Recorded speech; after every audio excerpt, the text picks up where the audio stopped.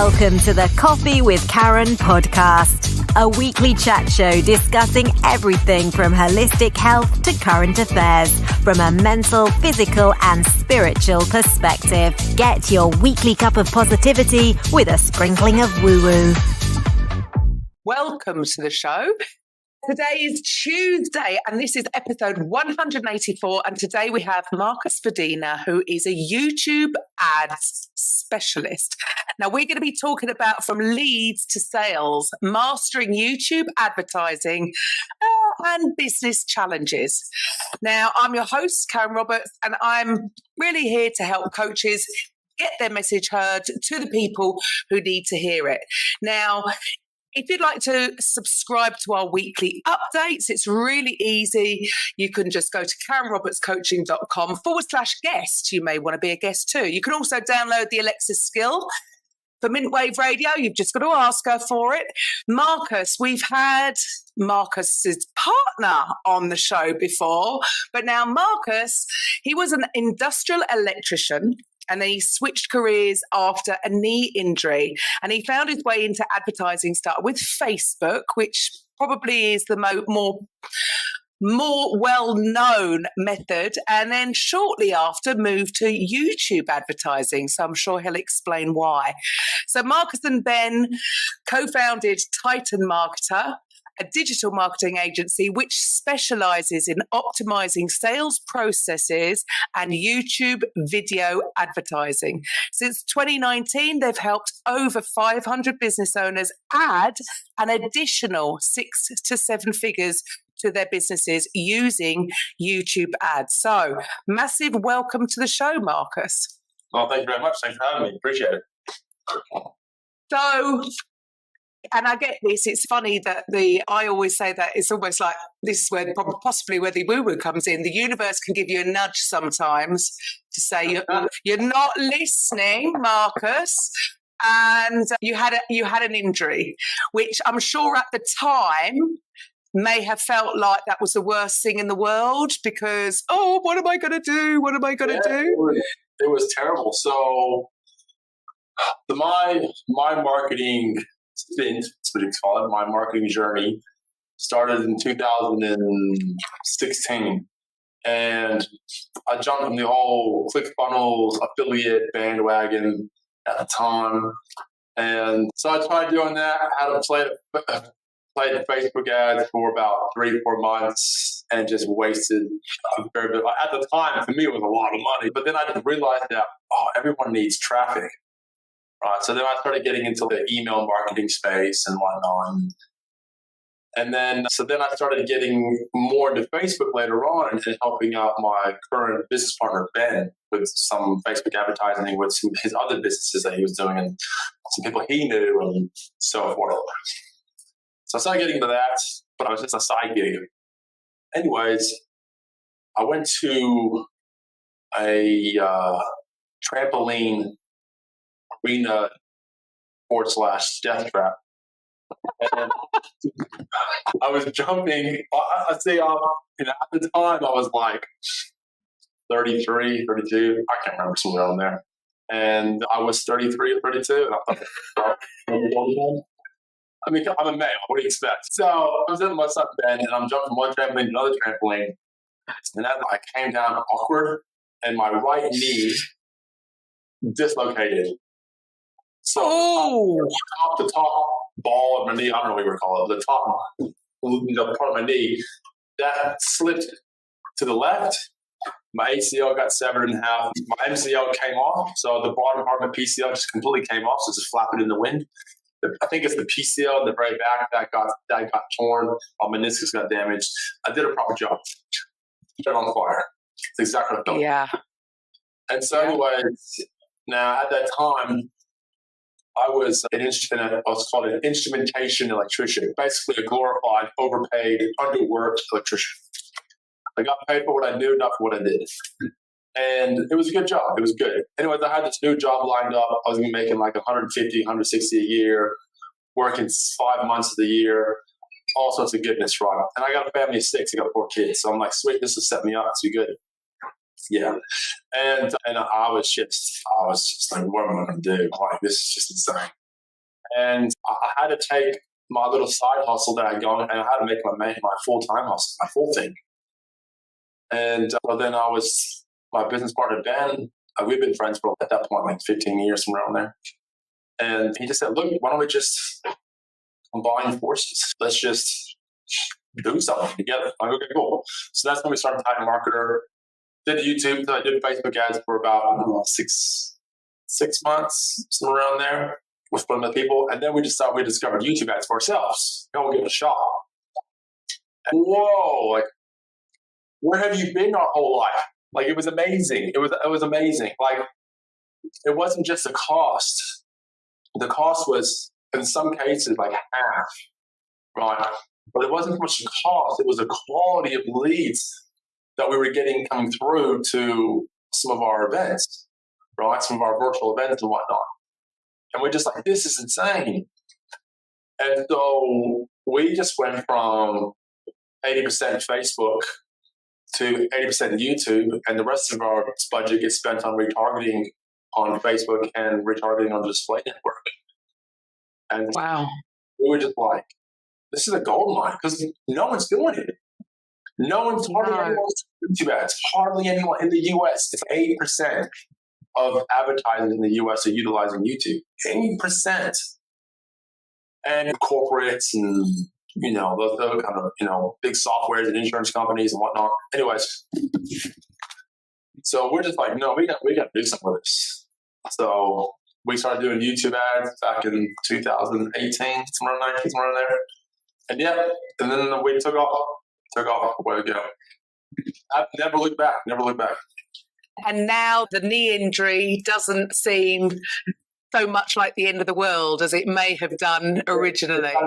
It doesn't, but some days, though, I'm just like, why am I even doing this? It's just such a roller coaster. Sometimes I do miss just coming home from work and just turning off. I miss just being able to just turn off. Yeah. I wouldn't change anything, but just being able to come home and I can't turn off. Right? Like, my day starts at 7:00 when I get up and the kids are driving me mad the second I open my eyes. And I drop them up to school. I come home at 8:00 and my work day starts. Full on. It's full on. And then I go pick my kids up sometimes and whatnot, and they got school practices. Soccer and sports practices and all this other nonsense to do with dad and kids.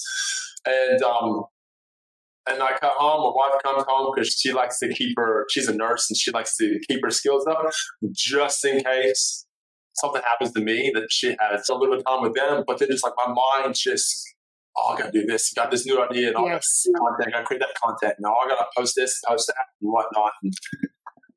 And it's hard. So sometimes I've been working with someone else because I can just come home and shut off. But that is the big thing. I think every entrepreneur can relate to that. It is even if you're not actually physically doing anything, it's the mental thought processes. Maybe not everybody. Some people have mastered this and been able to shut. I'm getting better. At least I'm a lot better. Turn it off. I turn it off. I'm not dealing with notifications till tomorrow. That's it. It's funny. You have to set your boundaries. Otherwise, it can feel like a little bit 24/7. But it's funny. I didn't know that story about your knee, but I was a sports therapist for 27 years. And so the only thing I needed to do my job is my left thumb, because I'm left-handed. Oh, yeah. And I was drunk on my birthday a couple of years ago, and I fell out so I can't blame anybody, Marcus. It was purely my fault. I tripped out of the house, fell over, laughed, saying, at least I didn't break my ankle, because I was just recovering from an ankle injury, rolled over, and my left thumb was fully dislocated. Now, that would have been an easy fix, should have been an easy fix, except I forced it back because I didn't want my daughters who were in front of me to see my thumb in the wrong direction. And then when I went to the hospital, it should have been an easy fix to just fix the top bone of the thumb on top of the bottom one. No, he snapped it. whilst trying to. So for me, that was the universe going, Karen, you're not listening. You're not meant to be going that way. But I find it really funny when I hear stories like that, because I'm like, I get it. Because it might have felt like the worst thing in the world. Safe job, as you said. You had a safe job, making loads of money. And then, I can't do that. Which for a lot of people, that would be a real hard thing. But so then turning your side, I love hearing stories like that. Then you're forced, because do you not find that some people, when they're building a business, they're just too comfortable because they might have a job. Yeah. Comfort is the enemy of progress. Yeah. It's the enemy of progress. Yeah, it's like the arch nemesis of progress. When we first started Tide Marketer, we did pretty well in the beginning because, you had to. Events, but then COVID-19 came.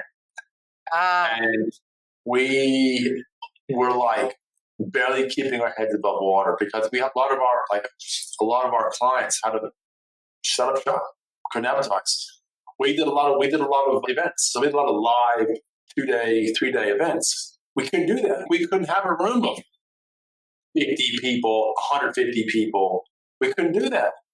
So we're like, how are we supposed to do this? We went to the virtual space and that was great, but it's a different environment. It's a different atmosphere when you're trying to present and sell in a virtual space. The energy is totally different when you're in a room with someone. 3-day events and 2-day events, in person, just us and our audiences, because we're giving tons of value.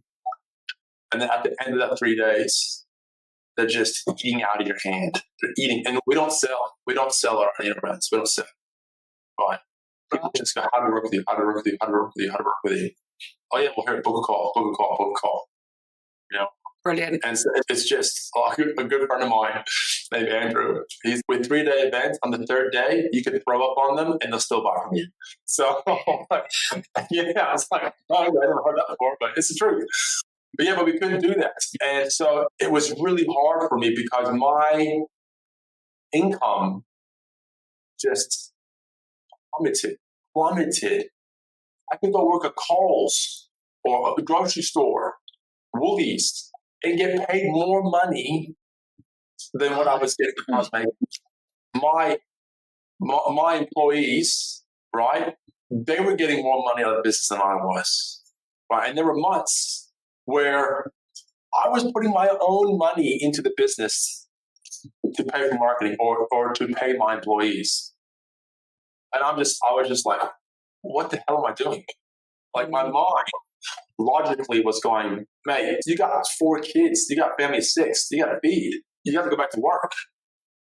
And I could literally put my application in or my resume in, pick up a job just like that. Right? Easy. But then 3 ounce of my being was like, mate, if you do that, there's a short-term gain and a long-term loss. Yeah. It's short-term gratification. And so I'm a quite spiritual person. And so I prayed and pondered and thought, and I just, for ages, just thought about this. What do I do? What do I do? What do I do? And then I just said, no, stop it. I'm going to burn all my bridges. I'm going to keep going. I've come this far. This is happening for a reason. So I just kept going. And then eventually COVID came out and it got good again. It slowly got good again. It took a lot of late nights, but it still does. Late nights and, shouldering a lot of responsibility and burden. But yeah, it's coming good again. It's come good again. So it's worth it. It's an absolute emotional roller coaster. Yeah. Yeah, I can relate. I suppose this is the trouble with going out on your own. It is a risk, but the rewards when it's working so out. It's so much better, man. It's much better. Yeah. But you get out what you put in. It's like with anything worthwhile having, it takes effort and time and work and diligence and patience. And that is the misconception, isn't it? And I'll admit, when I first started in the online world, it was like, oh my goodness, you can, you can sell to many. The world is your oyster. There's, that's what everyone's great. That was definitely what the reason I was in it for. But we were focusing on organic marketing, and then what we found was, and then if you start doing that and you do start getting results, you can't keep up. You can't keep up. It's just never ending. Notifications on your phone. I can't live like that. I wish, I suppose, that originally I'd just gone into ads, because to me now it's the short route. Why waste all that time and energy? But admittedly, I tried Facebook ads years ago for something completely different and lost money, and I understand now, totally not doing it well. But explain, because obviously I'm sure most of the people who are listening, they've probably run Facebook ads or given it a go and lost money. So what is the main difference between YouTube advertising and Facebook advertising? YouTube advertising is awesome. Facebook isn't. No, I'm joking. Not that I'm biased. No, so the biggest difference was a couple of things, actually. So targeting is the first one. So with YouTube targeting, you can target people who are in the market to buy your product or services, right? So understand, YouTube advertising is done on the Google Ads network. Now, Google has information on everyone about all sorts. So if I go to Google and I type in the search bar overseas or whatever, okay, Google knows I'm in the market to travel, okay, or I'm in the market to buy a house, okay, or if I'm trying to solve a problem, Google knows what problem I'm trying to solve. Okay. Oh, and Google knows what websites I visit. Okay, so if I'm using Chrome, or if the website I've been visiting has Google Analytics connected to it, or anything like that, Google knows it. Google sees me and knows that I'm visiting that website. Okay, so they have that data, and what they do is they give that data to their advertisers, right? So they don't say, "Oh, Marcus Svedin," as an advertiser, you don't see their name, but it'll put me as a Google user in certain buckets of targeting. So if someone's interested in reaching out to people who are looking to buy a house, I'm in that bucket. So they can show their ads to me, right? I love fishing and diving. Right? So I get a lot of ads about fishing and diving on Display Network, on YouTube and whatnot, and Facebook as well. But as an advertiser, just say, for example, as a type marketer, I like to target people who are doing Facebook advertising. Okay, so what do? I target keywords. I target people who typed in certain search terms on the Google search bar, and I show them my ads. I target the Facebook Ads app manager, the Facebook Ads Manager app, right? Anyone using that app, I can show them my ads, right? If there are any high-ticket coaches who are in the Facebook space, I target their websites. I target their landing pages, the URLs. I show their users my ads, right? And then what I do is I tailor my message around, hey, are you struggling with Facebook ads? Is Facebook advertising turning your hair 50 shades of gray, right? So I tailor a message specifically for a Facebook audience, right?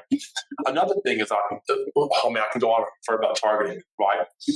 So targeting is the biggest thing. I can target income brackets. I can target top 10, 20, 30, 40, 50% of income households in America, Australia, UK, right, Canada, New Zealand, right? You can target that. So effectively, you can target people who are looking for your product, you can target people who are ready to buy your product, who have the money to buy your product or services. Then now that's probably quite a big thing for a lot of coaches out there, isn't it? For coaches. Yeah. Most of our students and clients are our coaches. And so that's the biggest thing. The next biggest thing would be YouTube advertising is more robust. So it's easier to scale, right, in the long term. So the one thing that Facebook has on YouTube is that it's easier to start with YouTube and it's easier to get results quicker with YouTube. The problem when you get stuck in is when you start to scale higher. So when you want to start scaling to $200, $300, $400, $500, $600, $1,000 a day, that's when you have a problem with Facebook. Yeah, it's a longer game. So it's a bit harder to get into, a bit harder to take. It takes a bit more warming up to warming up the process. But once it gets going, it's like a diesel engine, man. Once it gets going, it just goes and goes. As long as you keep feeding the beast, it'll just go. So that's probably the one thing that Facebook has on YouTube. But and the quality of traffic you get from YouTube is so much better because of the mindset of the user, right? So most people go to YouTube to find an answer to a problem. Answer to a question, solution to a problem, right? 75% of all searches on YouTube, or roughly 75%, is like how to. Begins with how to, right? And so I just type in how to do YouTube ads. Oh, look, here's a course on YouTube ads by us. Oh, how do I do Facebook ads? Oh, how do I scale my Facebook ads? Oh, are you struggling to scale your Facebook ads? Oh, look, you try YouTube ads. Check this out. So the quality of traffic, the scalability of it, it's the targeting is just sounds superior to superior to Facebook. So I mean, mind you, don't get me wrong. We use Facebook as well. We use it for retargeting purposes, not for reaching out to audiences. So shall I tell you my fear? I suppose I love hearing with YouTube. And it's probably really ridiculous, and this could come from imposter syndrome but it's like, I don't know, there's some kind of, I'll do video all day long, I'll do a Facebook Live, no problem. I don't know. In my head, I'm thinking, YouTube ads, I don't know, there's a fear of being judged because the Facebook ads that I see are like really professional or they're like really big names. And I think, little old me, I can't do a YouTube ad. No. You don't want professional ads, but you want authentic, real looking ads. See, people today crave two things, okay? Authenticity and truth. Those are the two things that people crave the most today, right? And when you have, I'm on my phone. Anyways, when you have a YouTube ad that's shot on a phone, right, in your office or at a park or at the beach or wherever it is you shoot, right? It makes you more authentic, right? And people trust you more because you're on YouTube, you're in front of the camera, or you look real, you feel real, you sound real. Okay? You'll convert better with a more amateur looking ad than a Coca-Cola produced type video. Okay. So there you go, perception. Exactly. No, so one of our best performing ads we've ever created was one of the first ads we've ever did. And it was literally at 1 a.m. Me and Ben, we were just like getting into YouTube. We're like, we've been researching how to do YouTube ads for a month and a half, right? And so we had our script, and like, let's just sit, we should wait till tomorrow. And I would shoot it now. It was 1 a.m.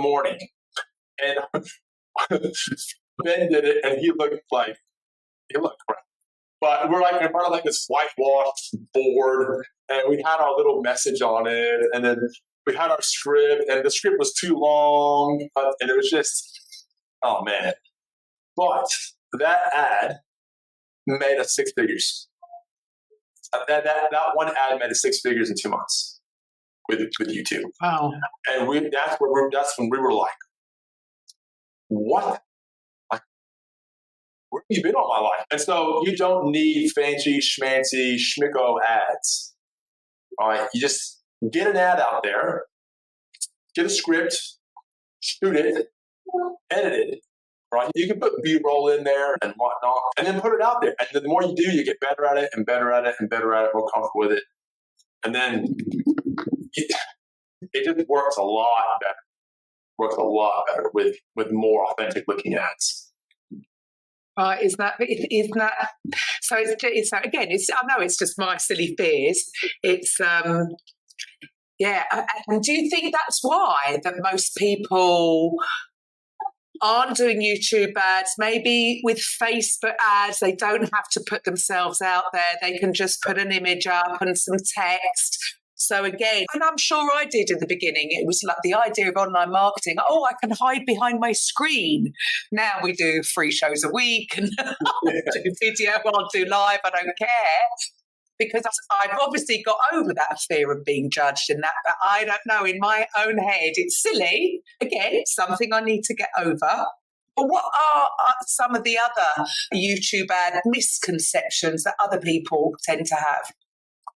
I wouldn't really say it's a misconception, but people don't know how to do it.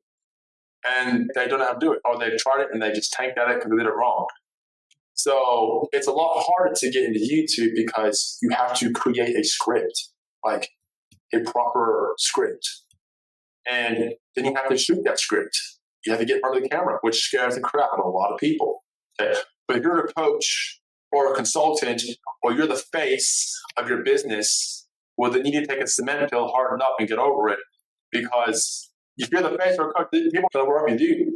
Being scared to be on camera is easily overcome through just doing it. And so that's probably the hardest thing is people have to create a script and have to shoot the video. That's the biggest barrier to entry with YouTube ads.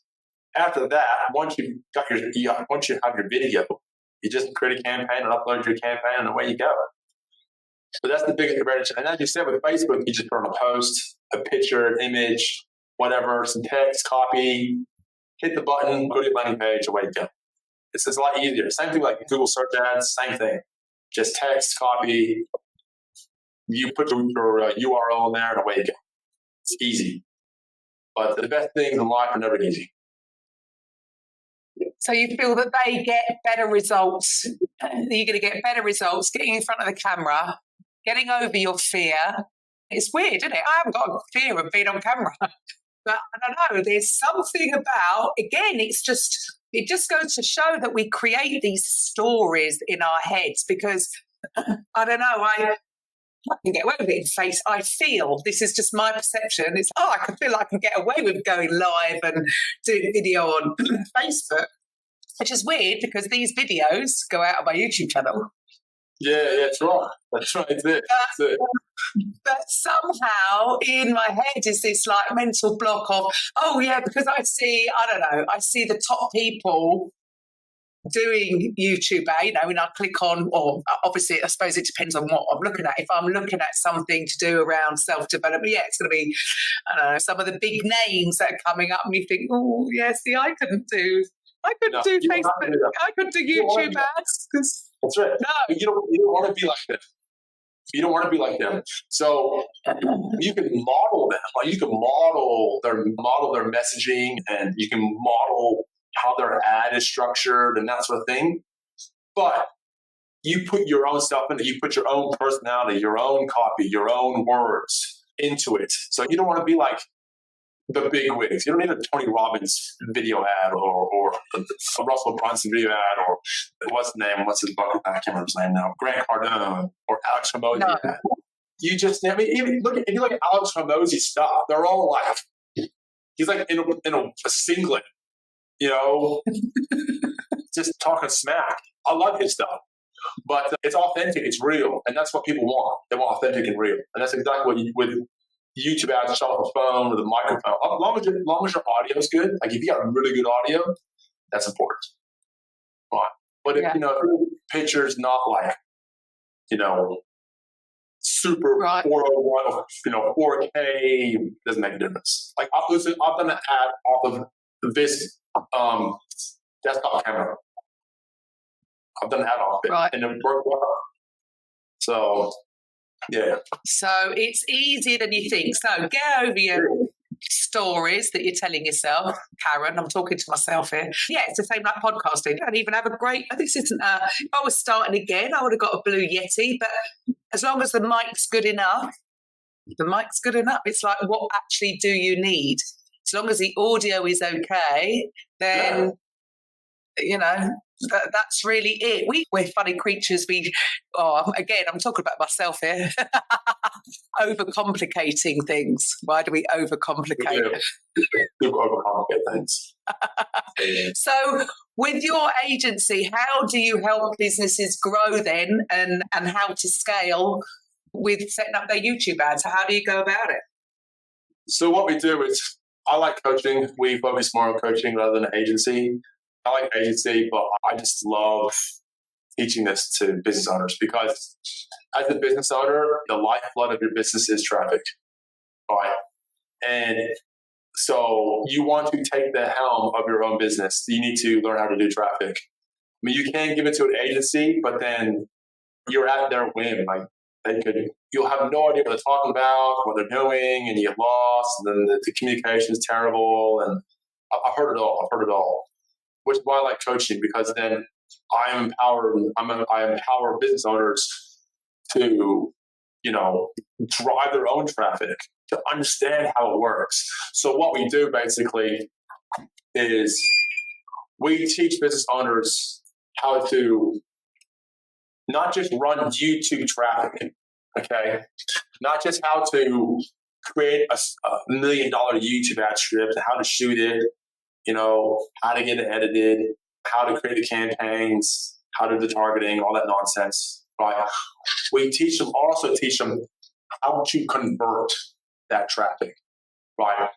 So it's all good to run this amazing YouTube traffic, right? But if your sales process, tanks, and it just doesn't work because there's a bottleneck number that you don't know about, it's not going to be profitable. It's not going to convert. Right. So we help them scale with YouTube ads by helping them optimize their sales process. Does that make sense? Yeah. So, like, for example, one of the most profitable sales funnels that we run is a book a call funnel. Simple book a call funnel. Book a call. Yeah, book a call. So what we do is we run YouTube traffic to a landing page that talks about a training, instant training on YouTube ads.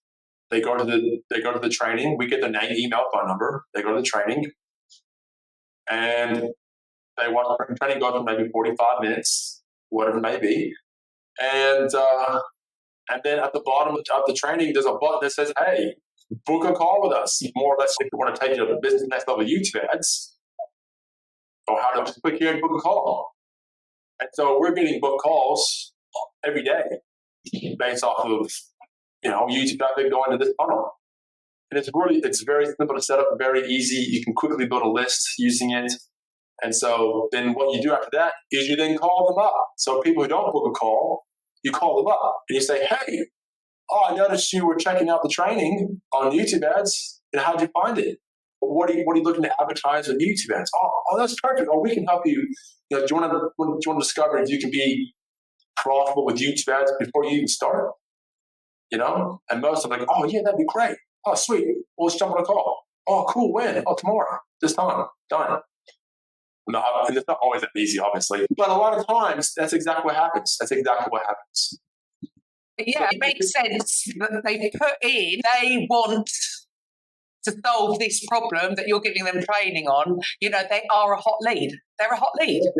Exactly. And so that's one of the easiest things that you can possibly run as a coach or a consultant or whatever. Is just a book of call to fill your talent, because that is it. You know, although many coaches, like you said, is they don't actually understand the sales process. They don't know how to run a sales call or strategy call. They don't know how to close. They might have got into what they're doing because they want to help everybody and they're highly qualified. They could have a really great program, but they absolutely suck at sales.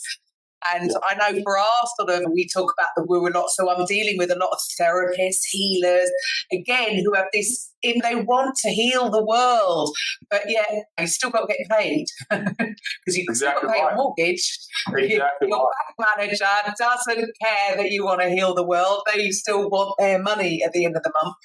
And there's definitely a block. Because they don't, it's crazy, isn't it? They go and spend thousands qualifying as whatever type of coach or consultant that they are. And some might, depending on what type of therapist or healer they might spend years in training. And yet there's no training on sales. And it's like, if you're in business, you're in sales. Learn the process. Yeah, that's it. Yeah. If you learn sales, you will never be out of money. If you learn how to sell, you can write your own paycheck every week, as much as you want. But you have to learn to sell. And that takes time. And that takes practice, which means talking to people, which means getting out of your comfort zone, which means dealing with the pain and don't complain. You know, it's getting on calls. I'm getting on calls. I'm telling you, Karen, anyone listening to this, it gets easier. The more you do it, it gets so much easier because you learn what the objections are. You learn what they are, okay? And you learn how to deal with those, okay? And then once you learn how to deal with objections, you know, that's the hardest part, is dealing with the objections. And so once you learn how to deal with objections, it's a lot easier. And you're going to get embarrassed, man. You're going to be times that you're going to get embarrassed. It's going to be painful. And you're going to lose a sale because you stuffed up. But you'll learn from it. So a lot of times people will invest their money into learning stuff. Okay? You need to invest your time and your pride into learning how to sell. Talking to people. So... And like you say, well, you said something very important there, is the fact that it takes practice. You can't just read another book about doing it. You can't just watch another video about doing it. Can't just go and buy another course about doing it until you actually do it and experience it and learn from it and understand that you're not going to get it right the first time or the second time or the third time. But you keep doing, and when you get that first result, then it's like, and then you've got a system, and it's, well, hey. So, just real quick, I want to touch on two. There are two things in life that will influence a person most. Right, the books they read, the people they hang out with. Okay, so there are two books that I've read that have dramatically increased my profitability in business. The first one is called How to Win Friends and Influence People. Okay. Oh, is that no? Dale Carnegie, I think Dale Carnegie. Oh, Dale Carnegie, I think is it. How to Win Friends and Influence People. Everyone should read it. Everyone. Every teenager, every high school student needs to read that book. Okay. If you're going to get sales, read that book. The next book is called, I think it's called $100 Million. Is it $100 Million Offers? I think it is, by Alex Hormozi. It's how to craft an offer. How to craft an offer and how to sell an offer. Okay? Those two books will make you more money, have made me more money than anything else. I know I've read those two books and I applied those two books into my practice. You read them, right? There's the key. Yeah, but then you apply it to your trade. You apply it to your practice, to your sales. And how many times have you read it? Because again, people read these things once. How many times have you read that book? I've read Alex Hormozi's $100 Million Offer twice, and I've read How to Win Friends and Influence People about 4 times. Audible, right? Yeah. But it's just, Yeah. That is. It's when you talk about, learning all this stuff and reading it, this and that, that's when those two ideas from those books came to mind. But yeah, those two books, best thing ever. Best investment ever.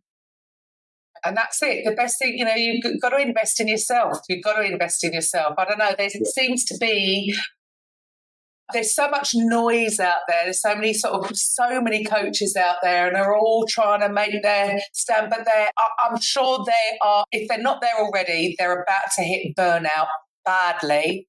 Yeah. Because they're trying to waste so much time on social media is going to bring in the bucks. Well, find me someone, I'm doing something wrong then, because if I just used that as my strategy, I'd be broke and homeless. Yeah, organic content is great, but it's a very long-term, slow burn strategy. I started doing my own YouTube channel last March. I've always been direct marketing the whole time, like just ads. And then someone was like, I don't see you. Like, they looked me up. Maybe we should put some stuff out there just for validation. Yeah. Validation. Exactly. So that's why I started my YouTube channel and whatnot. But I just want to touch on another thing. I'm not sure how much time we have left, but one of the best ways that a coach or consultant or any type of business owner can do is increase their prices. Right. So what I mean by that is the more a client is worth to you, the easier it is to advertise and to sell. So it is 100 times easier for me to sell a $10,000 product than a $1,000 product. Right? I can sell a $10,000 product off a 1 hour call. Right? Whereas with a $1,000 product, it's a lot harder. The reason being it's a lot harder is A, the mindset of people who are buying a $1,000 product compared to a $10,000 product is completely different. Right? So when I come across a coach or a consultant who are selling products for $497 or $997 or like a 4-week course for $1,000 or whatever it may be, I go, dude, if they're willing to give you $1,000, they'll give you $2,000. Like, it's not much of a jump. They'll give you $2,000. If someone's willing to give you $3,000, they'll give you $5,000. It's not in the mind. It's not that big of a jump.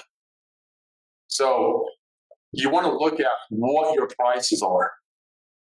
Okay, well, how much are you selling for? Are you selling yourself short? Because no joke.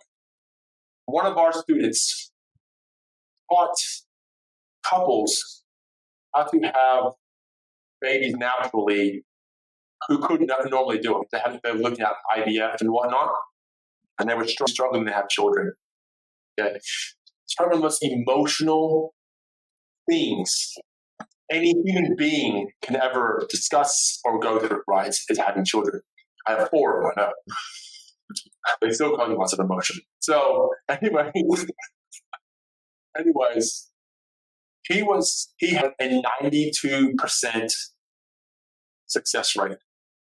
And he came to us and offered the YouTube test. I'm like, yeah, great. How much are you selling course for? I'm selling your stuff for? He's like, oh, about $2,000.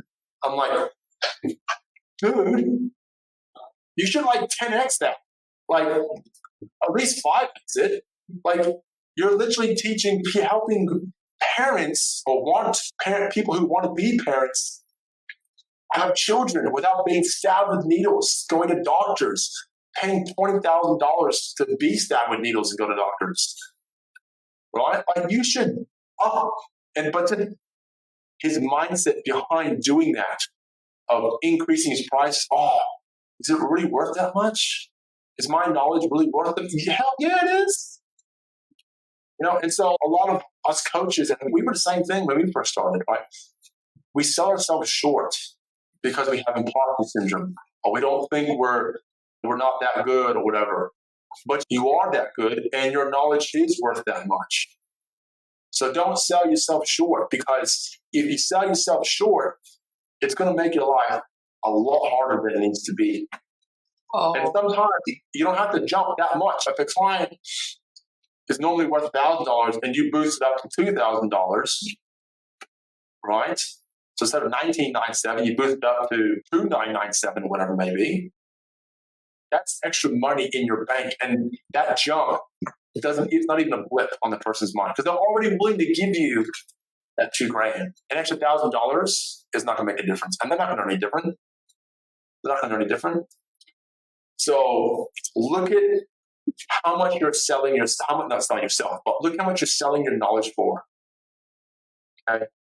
And just test it out. If you have a process that's already working, a sales process already working, just bump your price up a little bit and see if it makes any difference.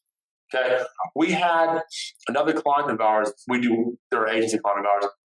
They sell how to buy Australian-made products for Asian prices. So without having to import from Asia, helping boost the Australian economy and whatnot. So they've been running virtual events. They sell their products for $10,000. Okay. They did a test. They tested out one event to see if it helped the conversion. So they went from $10,000 to $15,000. The conversion rate, if I'm lying, I'm dying. No. Exactly the same. No, it didn't go up. Oh. Exactly the same. So they spent the same amount of money on advertising, boosted their prices up by 50%, and they made 50% more money on that same amount. So now they're like, it doesn't hurt, so we'll just keep it up. Right. So examine your prices. Examine how much you're selling your knowledge for. And you're probably selling yourself way too short. And if you think you are, just test it out. Try it. Boost it up. A few $100, $1,000, whatever. And that, again, Kate, just comes from practice. Look, I did the same. Although, I would have said we're just starting out. So we've got to get people in, to get testimonials, to get it started. But then what happens from that is also then maybe the quality of the people that you're taking on, they're not as committed. And so what we found was, they just weren't committing to it. We've got the radio station, so for instance, we're like, you can have a weekly slot and we'll create your podcast channel. And then we're doing all this stuff and they're not even, we've got some people that haven't even published their first one because they thought it was an idea. It was very reasonable, too reasonable, but then they not implemented because they weren't at that mindset. Or they weren't promoting, they weren't doing because they didn't really have that understanding of social media marketing because you're going for that level. So the difference and I suppose it comes from only practice and how it makes you feel and what the results that you're going to get. And then it's like, do you know what? Let's up the price and do more of it done for you. And then people want to save their time, especially if they're making the money. The next thing is they want their time back. But it is a massive mindset shift because in the beginning you're like, again, I've obviously got some issues, Marcus. I don't want to say anything, Talking about this imposter syndrome, in the beginning it's like, little old me. So maybe there's some stuff that I need to work on. But seriously, if clients who give us a lot of money are so much better to deal with than clients who give us $1,000 a month, right? Like when people are giving you like $1,000 a month or $500 a month, they think they own you. They think they own you, right? Whereas someone who's just giving you $5,000, 10, 20 grand, right? There's a different relationship there. There's the coach-student relationship, and the mindset of the person is different. And then so when they jump on a call with you, or they'll email, is it okay if we talk? Like the whole vocabulary they use is completely different. And there's so much better to deal with and easier to deal with. And they take up a lot less of your time. And so I have two rules of business. Okay? Fun and money. Okay? And if I'm not making money, I'm not having fun. If I'm not having fun, I'm usually not making any money. So I only deal with people that I can have fun with. Right? And I've dealt with clients who've given me $1,000 a month and clients who've given me $10,000 a month. I'll tell you right now, those who give me the most amount of money are so much better. Like the far better clients to deal with. They take up a lot less of my time. They listen to me. They do what they're told. Whereas my $1,000 clients, they were paying my rear end because they think they own me. And so I don't have $1,000 clients a month anymore. Right. So the more you value your time, the more you value your knowledge, the more money you're going to make, and the better quality people you're going to deal with. And the happier you'll be. And because, like you say, you're at work. I do have the best job in the world. I love it. I get to speak to just people like yourself, learning new stuff. Every show I do, I just get to speak to the most amazing people that are doing amazing things within their community, serving their communities. They're all servers. They're all serving their community. So, I absolutely love what I do. So you've... I've had Ben on the show before and it tweaked my interest. And now I'm like, lighting the fire. Maybe I should look at YouTube ads. Get over yourself, Karen. Get out of your own way, which is normally always the issue, isn't it? With anybody, you're in your own way. Get out of the way. Your worst enemy, your worst enemy. Yeah. True. And that's what we were. I used to be my worst enemy and my worst critic. And sometimes I still am my worst. Sometimes I still am my worst critic. And I'm like, oh man, that's really, that sucks, whatever. But then my clients are like, that was amazing. I'm like, oh, okay, awesome. Yeah. There you go. Yeah, so you've got to give yourself a pat on the back every now and then. Not big the heart with yourself. Thank you for your time. And I know, obviously, we're totally different time zones for you. Thank you for being here. Thank you for your time today. And guys, so, anybody, I know most of our listeners are other coaches and consultants. As you guys know, we've got Mintwave Radio. If you want your own podcast, maybe you can promote your podcast using YouTube ads. Would that work? Probably not the best idea for that. Oh, okay. I'm gonna cut that. Here. Do not use YouTube ads. Okay, I wouldn't use it to promote podcasts. Don't use it to sell books. Don't use it for affiliate marketing, drop shipping. Don't use it for e-commerce if the product is under $500. Right? There are certain things you don't really want to use. Like I said, you want to use YouTube's best for selling $2,000+ high ticket offers. That's the best thing to do for YouTube ads. Oh, there you go. So, go to the website above if you want to get weekly updates on who is going to be my guest coming up.